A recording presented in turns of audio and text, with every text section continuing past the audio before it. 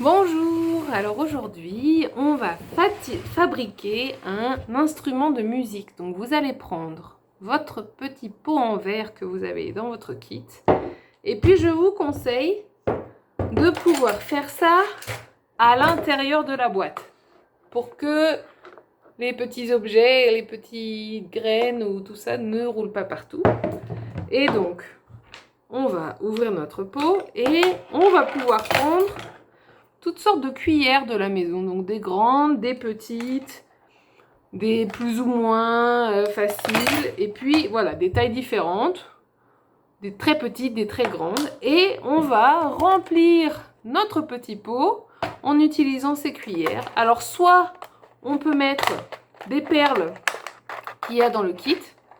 Si on veut garder les perles pour faire autre chose, il n'y a pas de souci. On peut utiliser, ben voilà, soit des lentilles, ou bien même du maïs, ça marche aussi, ou du riz, voilà, tous les trois marchent. On peut faire un mélange si on a envie d'avoir toutes sortes de sons différents.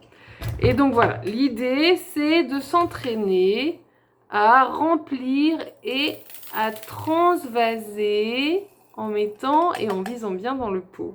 Alors forcément, plus la cuillère est grande, plus ça va être difficile de ne pas en mettre à côté, mais le but du jeu, c'est de gagner en précision, voilà, pour pouvoir remplir le pot. Alors, on va pas le remplir jusqu'en haut, parce que sinon, ça va pas faire beaucoup de musique. Mais une fois qu'il est rempli un petit peu, on peut, voilà, écouter le son que ça fait. Oh, ça fait un bruit doux. Et puis, ben, faire des expériences en écoutant, par exemple, ici, bah tiens, si je mets du maïs à la place des lentilles, est-ce que ça va faire le même bruit? Alors j'essaye pour voir. Hop. Et maintenant, si je referme mon pot, mais ça fait pas du tout le même bruit.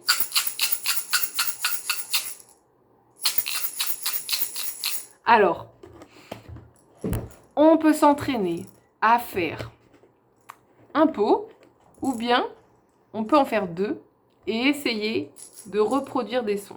Alors, si on n'en a fait qu'un, parce qu'on n'a que ce pot-là, on va s'entraîner ensuite à faire un rythme. Donc, par exemple, vous allez faire, regarde, moi je vais faire 1, 2.